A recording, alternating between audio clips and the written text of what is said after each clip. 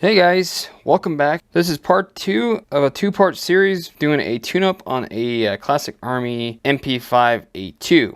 Last video, we left off, I had to contact the customer about swapping parts in this airsoft gun, and I made a couple of recommendations. Said that the piston for this one, I recommended to him that it should be replaced, and I also recommended installing a pay-run version 2 hybrid MOSFET in this guy, and he was all for it. So what we're putting in here is an Aztech piston and aluminum piston head combo, and of course the pay-run MOSFET itself. These upgrades alone are going to make this thing much better in terms of trigger response, and as well as letting the user use a 11.1 LiPo because now he's got a MOSFET. Additionally, we also installed a brand new gear set because the gears that were in this thing broke off a few teeth. I put new seals on the cylinder head, so this thing's holding a lot better compression, so we can anticipate that the EPeS is going to go much higher.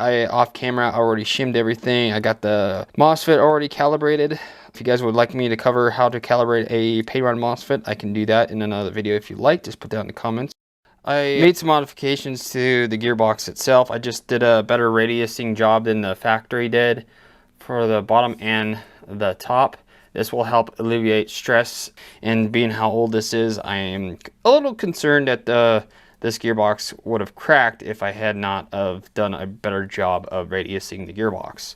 Also, if you're interested in any of the parts in this build, like this Aztech piston or the pay-run MOSFET, links will be down in the description below, and these are listed on our website, wyshtech.com. I'm going to go ahead and throw this thing together, and we're going to first get the amperage test out of the way, and then we'll hit the chrono.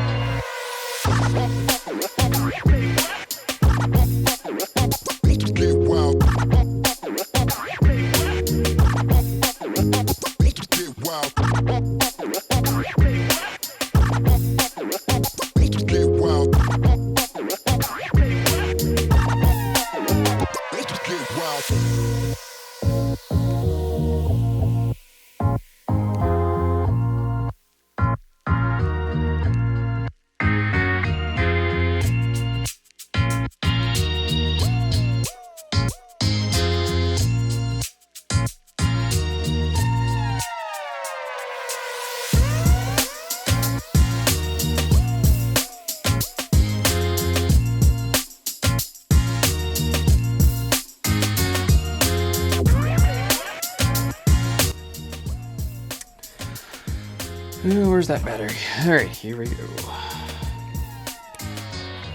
See how she sounds.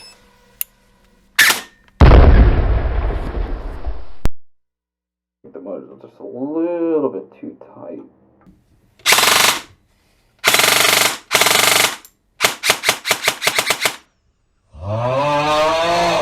Yeah, that pinion off of that Classic Army motor, it does not mesh well with the SHS bevel. It's not too bad, but I think right now it'll work until the customer is ready to do. One other recommended upgrade that I like doing is the Lonix spiral and pinion gear.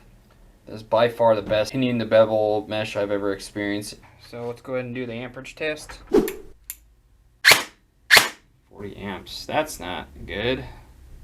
We might have to take this back apart and check shimming, because the amperage should not be that high. We put 18:1 gear ratio in this thing, so it shouldn't be cycling this fast. It should be in the low mid 20s at most. I'm gonna go ahead and open this guy back up and take a look inside. Okay, so I went ahead and looked over my shimming work, and I also made sure that the piston moved freely back and forth. I also checked to make sure that the meshing between the sector gear and the teeth of the piston were good, and they absolutely are. It's super smooth. What I did find is that my bevel gear right here was shimmed a little too tight, and so I brought it down by 0.1, and now the gears spin more freely. I raised the sector gear off of the spur gear just a little bit by 0.1 because I noticed that some of the grease residue on the spur gear had been barely wiped away. I think what was happening is one, the bevel gear and the spur gear interacting with the sector gear a little too close, and it was causing extra amp draw needed. So now it's good using these stock bushings. So I'm gonna get this back together and we're gonna check the amperage one more time. 5 minutes later. I got it all back together and went ahead and tested, and yeah, the amperage is still right about the same. I don't know, I'm just gonna try a different motor and see if the amperage gets better or worse. 1 minute 37 seconds later.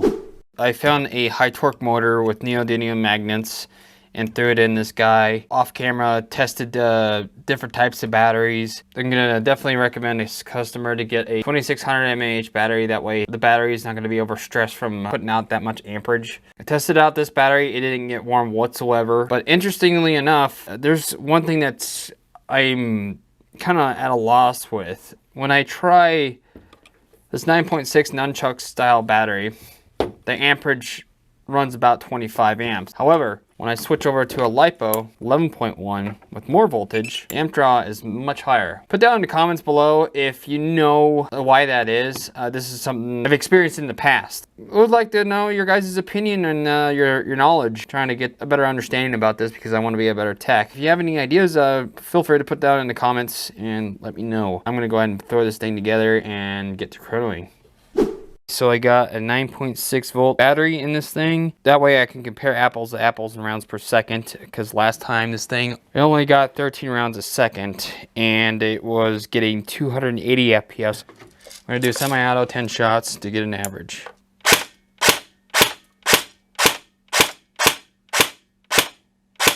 So average of 341 FPS. Here we go. With a 9.6 volt battery, we're getting 18 rounds a second and averaging 344 FPS. Got some gains. All right. I think this tune-up was a good success. Where the FPS is a bit more consistent. From the first time I chronoed this thing, we were getting 280 FPS average on 0.20s, and now we're getting about 340. And our rounds per second went up from 13 to about 18 rounds a second. This airsoft gun is now converted over to Dean's because that's what comes with the pay run. So that's what we installed, is the pay run MOSFET version 2. Then we have the Aztech piston combo in this guy, as well as the SHS 18:1 gear ratio in this MP5. I also went ahead and replaced the bad bucking in this thing with another factory one, and it seems to be working great. As far as compression goes, I think a better nozzle might help with this thing. I was thinking like EPeS nozzle. I'm gonna suggest doing a brushless motor for this thing, because just straight up, those things are just so damn efficient. It'll bring the amperage all the way down to around 10 per shot. Other than that, the quality of this thing is pretty damn good. I think the customer is gonna be pretty damn happy with what we've done so far with this thing. If you guys want me to cover anything else in the future videos, please let me know down in the comments. Any parts that you're interested in this build, the links will be down in the description. I'm going to show you one more thing. I'm sure you guys were wondering, what rounds per second does this shoot with 11.1 LiPo? Well, we'll just do just that. Hold on, I gotta do the AK slap real quick. Yeah, let's do it. All right, and a 1, and a 2, and a 3.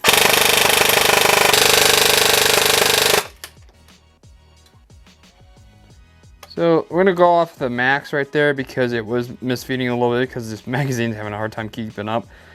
But if the mag is wound up all the way and nice and tight, we can achieve 25 rounds a second. All right. Hope you guys enjoyed the video. See you later.